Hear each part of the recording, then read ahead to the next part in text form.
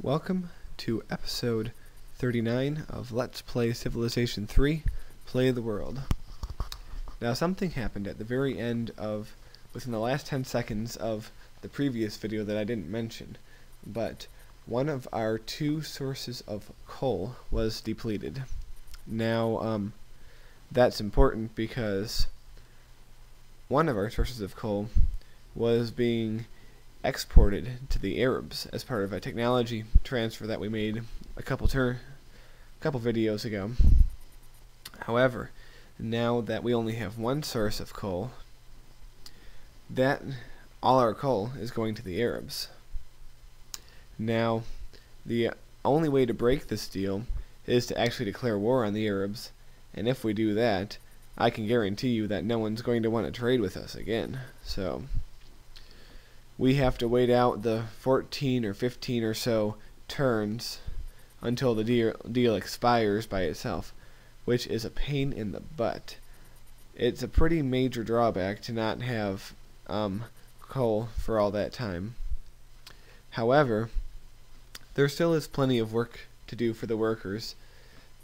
As you can see, we're nowhere near fully developed, even in terms of road and mines and irrigation, I mean.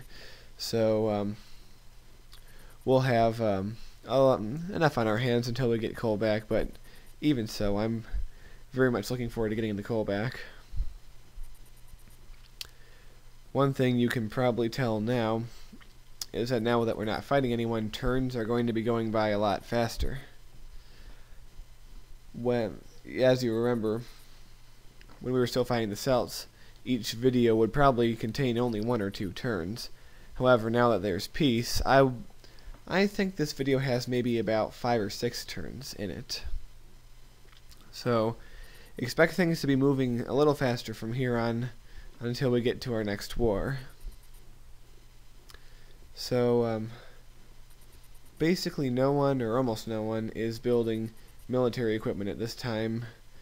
Most people are building hospitals or cathedrals or good things like that. Things that we want. And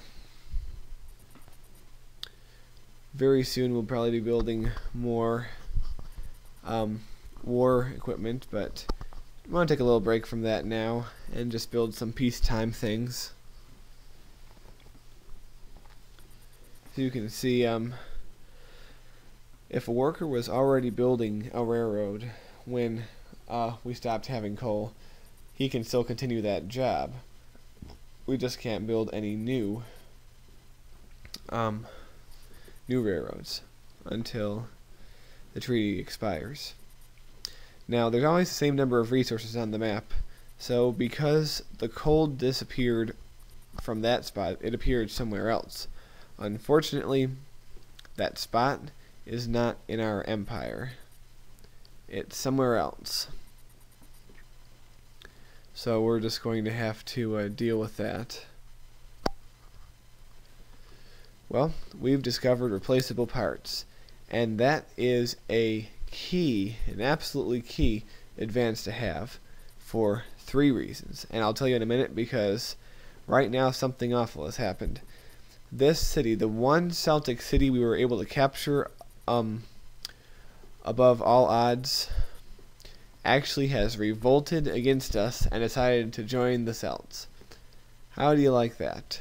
You can win over a city in war, but its citizens can overthrow you at any time, which pretty much means we made no gains at all in the Celtic War.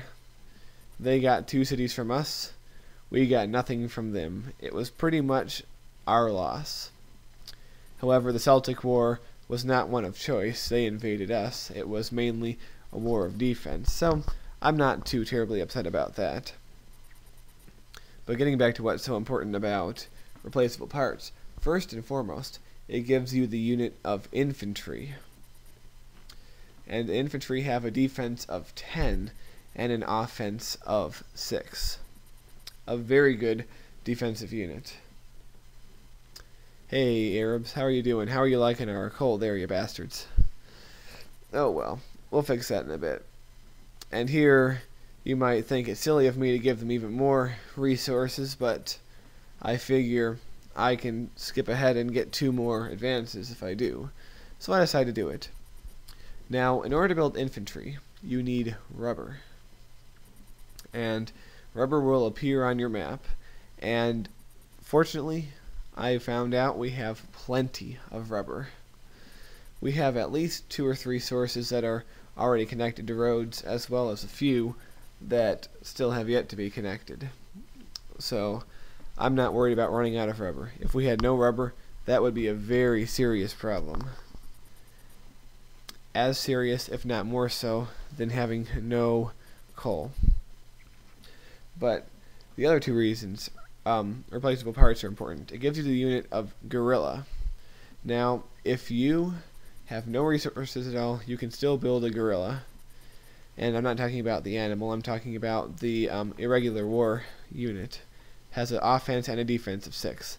It's not a great unit, but it does the job. So probably won't be building too many of those, but at least we have the option. And also, if you have any existing longbowmen or medieval infantry from the Middle Ages still hanging around, those can all be upgraded to gorilla. But the third reason why replaceable parts is important is because it gives you hold on. What does it give you again? I just drew a blank for a moment. Oh yeah. It increases your workers, it doubles your workers' productivity, because with replaceable parts, they now, instead of having to build whole new tools, they can just, replace the part that they need. That's why it's called replaceable parts. And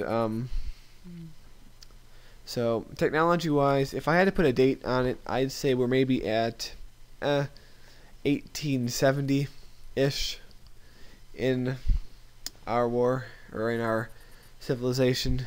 I know the calendar says 940 AD, but that really doesn't mean anything. Like I said, it's late 19th century technology right now. But, well, we build our first hospital, and probably on our next turn we'll see that city grow above size 12. I think size 14 is 1 million people, so we're going to have our first so-called millionaire cities pretty soon here. And I just upgraded a whole bunch of people to infantry. Thank goodness the Japanese built that wonder, the Leonardo's workshop, and thank goodness we have it now, because we can now upgrade units for half the cost. Otherwise, it would be really expensive. So before I end this video, I just wanted to show some statistics. We're not quite on top. The Germans are still better than us, but we'll get there. Second place is not a bad place to be. If you're in second place, you can still win a diplomatic victory if more people like you, and if the right person builds United Nations, but that's not until later in the game. Now we have the highest population and the land area, as well as the highest GMP, which is shields, and manufactured goods, which is gold. Our literacy rate isn't good. We have a lot of disease. Our life expectancy is pretty bad. But at least we have those 4 key number 1s at the top. Well, that's all for this video. I'll see you again in video 40.